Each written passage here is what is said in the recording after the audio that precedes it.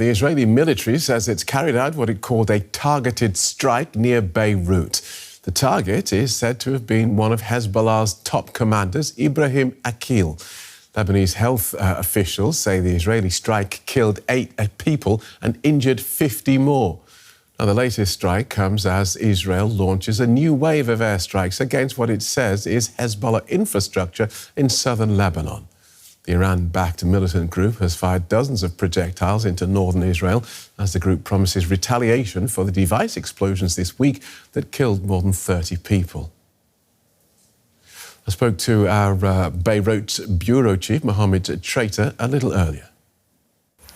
Well, the airstrike was carried out on the southern suburbs of Beirut, which is a Hezbollah stronghold. Images coming from the airstrike site showed entire buildings missing. It's a very densely populated area in the southern suburbs of Beirut, and it's usually very crowded in the afternoons. This looks like an assassination attempt to a senior Hezbollah figure. This is yet to be confirmed, like the fate of the figure is yet to be confirmed also. This is following intense activities along the border since the morning today, Phil. Hezbollah fired a barrage of rockets towards northern Israel, and Israeli army carried out several airstrikes on towns in southern Lebanon in return. This is not the first time the Beirut southern suburbs are being targeted. It's actually the third time in this confrontation. First, it was targeted in January when Israel assassinated Saleh al-Aruri, a top Hamas figure. Again, it was targeted last July when Hezbollah killed the senior military commander, Fuad Shukr, Hezbollah commander. And today it's looking like another assassination. OK, thanks for bringing us up to date, Mohamad. Mohamad Shreyteh in Beirut. From Beirut to Jerusalem, and our correspondent Emily Gordine. Welcome, Emily. This latest Israeli action risks escalating its conflict with Hezbollah. So why is it doing it? Well, Israel domestically is under enormous pressure to return the thousands of residents who have been displaced or evacuated from the northern border to Lebanon. And ultimately, this ratcheting up of tensions now is essentially a reflection of patience running out among the populace here. People want to return to their homes, and ultimately what we also saw in the last few days is Benjamin Netanyahu declaring that it was a goal of his in this war to return the residents, and this was followed by Defense Minister Yoav Gallant, who said that Israel had now reached a new stage in this war, that gravity was shifting from Gaza to the northern border. We saw this reflected in troops being moved, one of the elite troops being moved from Gaza to the northern border. And ultimately, tensions there have been simmering for the past few months. Rockets have been exchanged there for almost a year now. What you feel, though, in Israel at the moment is a growing sentiment that people just don't believe in a diplomatic solution of this conflict with Hezbollah. And tensions obviously ratcheted up after the walkie-talkie and pager attacks, which are widely attributed to Israel. However, here in Israel, nobody has actually confirmed that it was them. This has been followed by about 100 rockets that were launched from Israel to southern Lebanon. Hezbollah then responded with about 150 rockets being launched at Israel. And now this latest attack in Beirut. And ultimately, it really could be that Israel believes that by putting more military pressure on Hezbollah, it will force Hezbollah to the negotiation table. But at the same time, it runs a very high risk of this conflict escalating in a much wider war. Thanks for that, Emily Gordine in Jerusalem. Meanwhile, Hezbollah says it has launched 140 rockets into northern Israel after Israeli fighter jets struck more than 100 Hezbollah targets in southern Lebanon overnight. The IDF says it hit rocket launchers and weapons facilities and traded blows with Hezbollah across the border on Thursday. The Israeli strikes happened as Hezbollah's leader blamed Israel for the deadly device explosions targeting the militant group, which is considered a terrorist organisation by many countries. A night of airstrikes in southern Lebanon. The Israel Defense Forces released these images they say showed their warplanes taking off to hit Hezbollah targets. They claim to have struck 100 rocket launchers and around 1,000 rocket launcher barrels ready to be used to immediately fire towards Israeli territory. Hours earlier, Hezbollah leader Hassan Nasrallah issued a warning to Israel. It came after dozens of people were killed and thousands injured when hundreds of pagers and walkie-talkies used by Hezbollah exploded. This will be confronted with a severe reckoning and a just retribution in expected and unexpected ways. But because this new battle involved hidden hands, let me change my approach. I will not talk about a time, form, place, or date. Israel has not confirmed or denied that it was behind the blasts, but its defense minister has said the country is in a new phase of war.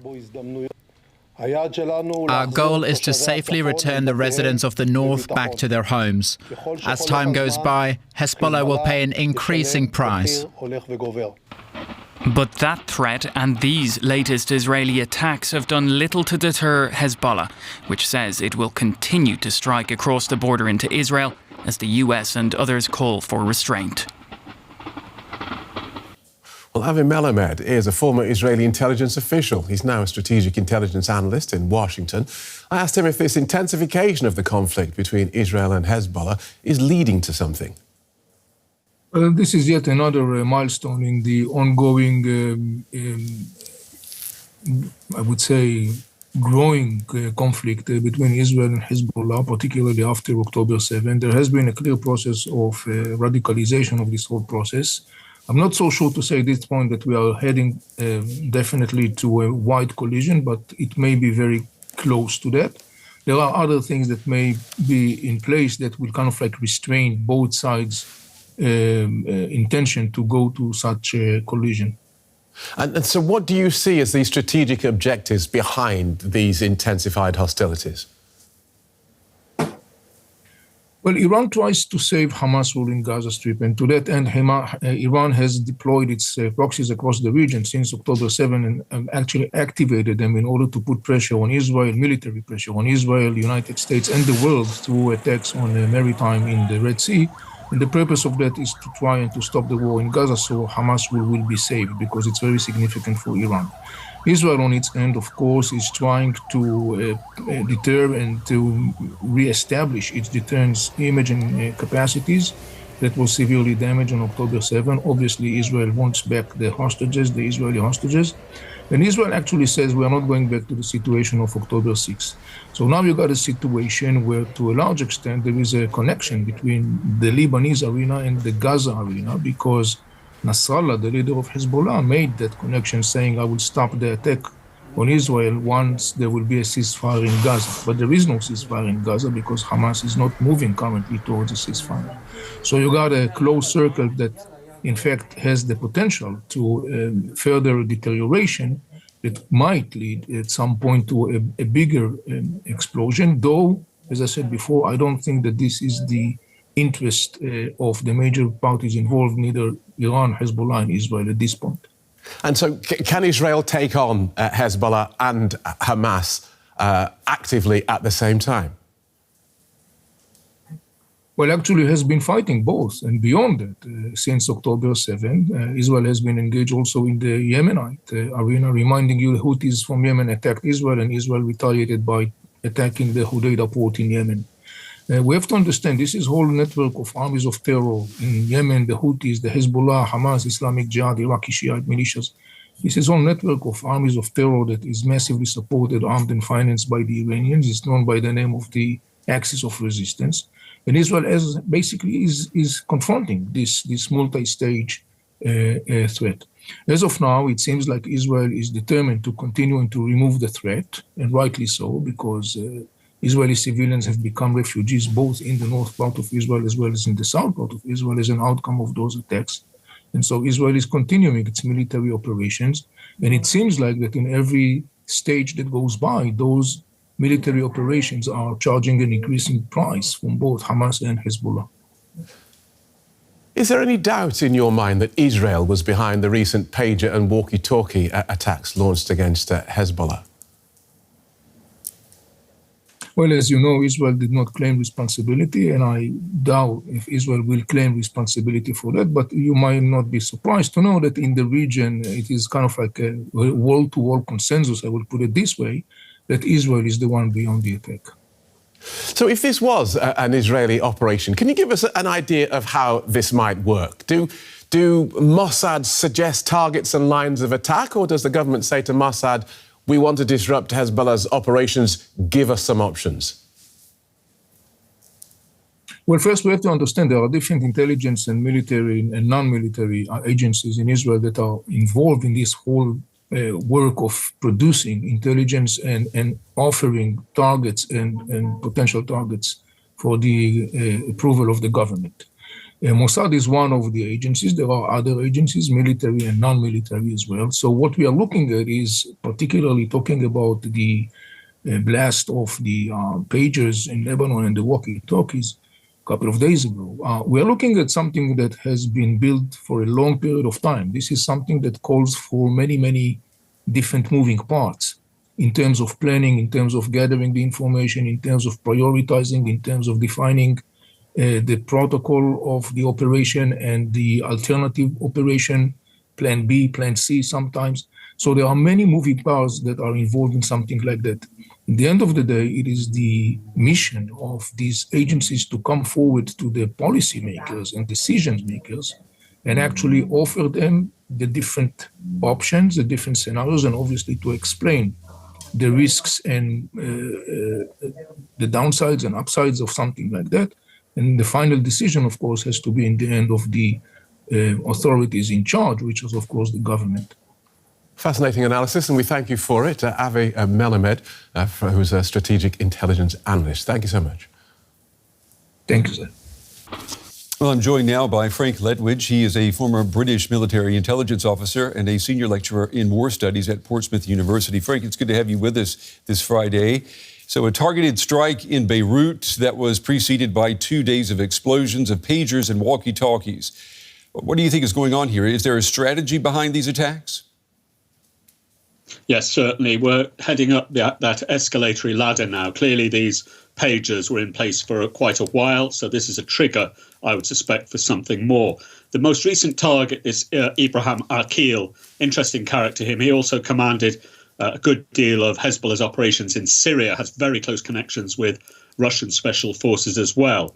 And obviously, they've been looking for him for a long time. So what Israeli security sources told me quite recently is that this has been going on, this targeted strikes on Hezbollah leadership very successfully for the last couple of months. And they think they've got about a quarter of the senior leaders now. We're ramping up here. I think now might be a good time for Western nations to start thinking about an evacuation. And certainly moves are afoot to plan that right now. You mean an evacuation of southern Lebanon or Beirut? Or what scale are you talking about? We're talking about what's called a non-combatant evacuation, which is nationals from Beirut, diplomats, workers, and so forth. It's called a non-combatant evacuation operation. And I think that those are in hand now from what I can read and see. We know that Israel is shifting some of its forces to the north. It announced that it's redeploying its elite 98th Division to northern Israel after months of operations in Gaza. Does this mean that a ground war could be imminent in southern Lebanon? Well, the last time the Israelis launched a ground attack was 2006, and it didn't end well. But they learned a lot of lessons from that. What I don't think is going to happen is a full-scale invasion like that. But as the defense minister said there, a series of strikes into Lebanon. What's interesting here is the 98th is an airborne regiment or airborne division. It's very significant. It's come from Gaza. It's been redeployed, which indicates to me a moving of the main effort from Gaza into the north for the reasons there stated in your report to clear the way for a return into northern Israel, which has been highly damaging for the Israeli government since the start of these proceedings just nearly a year ago. The evacuation of northern Israel. They want that area back. We've heard this week from the Israeli defense minister that the center of gravity for the military is shifting to the north. I'm wondering, what does this mean then for the war in Gaza in the south? Well, as I say, I think the main effort has shifted, and it's been shifting for some time. We see, I mean, the trigger yesterday or earlier this week, those trigger operations, I think, have been planned for a long time. From a presentational optics perspective, of course, the Gaza campaign has been sputtering for some time. But equally, the Israelis have been talking about sorting out or settling this issue with Hezbollah, if not once and for all, then at least for now, since the start of this campaign. It's also worth remembering that Iran has been doing the same. The US has been escalating its presence in the area for the last few months. With respect to Iran, we saw the Al-Quds Force transporter brigade into Lebanon in August. Very escalatory, that, and I can see at some point that's going to come into fruition in some form of heavy ground combat and air combat in the next few weeks. Frank Ledwidge, as always, Frank, we appreciate your time and your analysis. Thank you. Thanks very much, Brent.